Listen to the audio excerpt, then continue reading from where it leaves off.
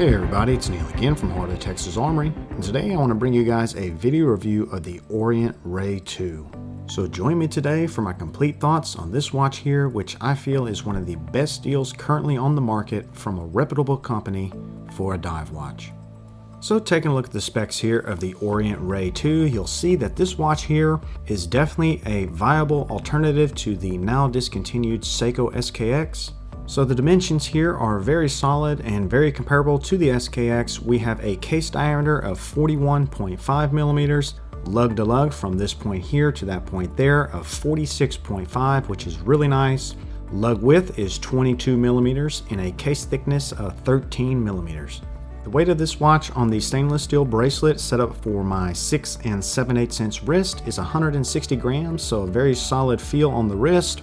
The crystal here is a mineral crystal. We do have 200 meters of water resistance, and the Ray II does use a in-house Orient movement here. It's an automatic movement that hand winds and also hacks. Zooming in to take a look at the dial here, we'll notice a very easy to read, very legible dial, which is excellent for a dive watch. In my opinion, the dial here is one of the watch's strong points, and I also think that this dial here is better overall when compared to the SKX. So we do have applied indices, which is excellent here. I do like the classy Orient logo here at 12. We do have a date and date window, which is framed. That's a nice touch. And I'm a big fan of the sword style hands here. The minute hand does reach all the way out to the chapter ring, and the seconds hand here is nicely done and has a very easy to pick up red accent on the end.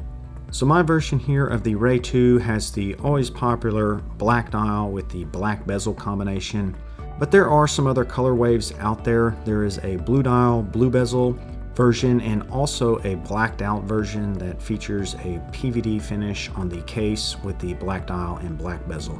So the watch does feature a 120 click unidirectional bezel that does work for the most part pretty well. Although I will say it is a bit hard to grip, so it's definitely not as easy to turn as the Seiko SKX. So I feel this watch would have been better if they would have increased the texture here on the bezel. Maybe the knurling needed to be cut just a little deeper, but for the most part it does work pretty good. The screw down crown at 3 o'clock works well for the most part, and it is well protected by these crown guards. But I will mention that the crown overall is a bit small. I would have preferred the crown to be a little larger. So the smaller crown is kind of hard to actually operate, and also I think it just looks a little small compared to the rest of the watch. The finishing of the case and bracelet is done pretty well for the most part. We do have a combination of finishes here. We have brushed and polished. You know, some of the polishing's not the best in the world, but it certainly does get the job done, and you have to consider the price point here of this watch, which is right around $150 new. These can be picked up also on the used market for around $100, so overall pretty solid, particularly when you consider the price. Flipping the watch over to take a look at the screw down case back, we'll take a look at this engraving here on the case back, which in my opinion is kind of strange, this double dolphin engraving. So overall the case back is really plain, and I wish they would have engraved this a little deeper, and in my opinion they should probably change this to an engraving that kind of stands out more compared to the rest of the diver watches out there on the market. But overall the case back is perfectly fine. It's comfortable on wrist, it's just plain looking. And looking at the bracelet here, this in my opinion is one of the weak points of this watch. So the bracelet is a 22 millimeter bracelet, but it does not taper down at all. So it stays 22 millimeters throughout the entire length here, which in my opinion makes it wear a bit heavy on the wrist, and it's just not very comfortable. We also do not have solid end links here with this bracelet, and also the clasp is just a standard basic pressed clasp, so it's not milled. Now that's to be expected at this price point, but I will mention those items. Also, a couple other things that I'm not a fan of. One is the lack of micro adjustments. So we only get 3 here with this bracelet. Definitely would have preferred to have 4 or 5 micro adjustments on the bracelet. Also, here we do have standard push pins. In my opinion, that's not really a huge negative. A lot of people prefer the screw-in links, but this one here does have the push pins. So to wrap this video review up, the Ray II is definitely an excellent watch. The build quality, everything overall is solid with this timepiece. I really think it is an excellent alternative to the SKX. but the watch does have some shortcomings. So first up, let me just talk about some of the main positives with this watch. So first up is the price point. So these can be picked up on the used market for around $100, which in my opinion is an excellent deal for the amount of specs you're getting in this watch.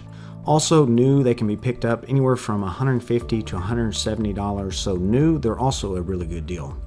The movement is also a positive here. So we do get the hand winding, we do get hacking. This is an automatic movement, so it has a lot going for it, and it's an in-house movement, and it's fairly accurate. So my watch here is about plus 10 seconds a day.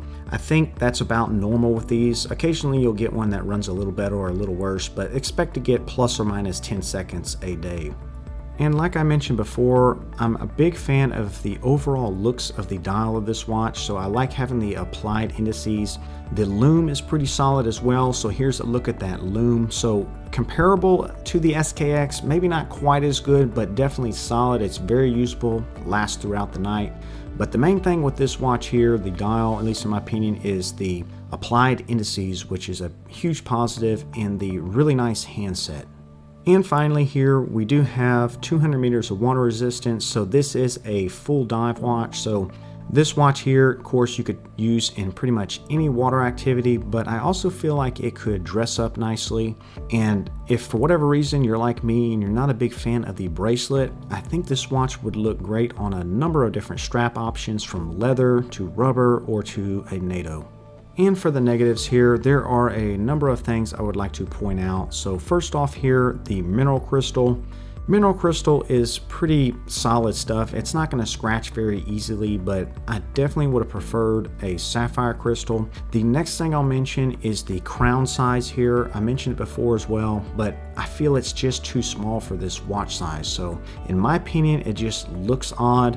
Also, being small, it's just hard to operate. It's kind of hard to unscrew when you need to adjust the time, or if you had to wind it for whatever reason. So the crown is definitely a negative as well. And finally, the biggest negative here with this timepiece is the bracelet. So I'm just not a fan of this bracelet. It's not very comfortable on wrist. I don't like that it doesn't taper. I think this watch probably would have looked better with a 20mm bracelet, but this one here being 22mm, the entire length, is just not very comfortable on wrist, and it's definitely a negative in my opinion. So even with those negatives, I do still recommend this timepiece. The Orient Ray II is an excellent little tool watch here. Definitely a good alternative to the SKX, although me personally, I still prefer the SKX over the Orient Ray II. But when you consider the price point of this watch of anywhere from around $100 used to $150 to $160 new, it's definitely an excellent option. So guys, hopefully you enjoyed this quick video review of the Orient Ray II. If you have any questions or comments on this timepiece, definitely leave them down below and I'll do my best to answer them. And guys, I'll catch you on the next one. Y'all take care.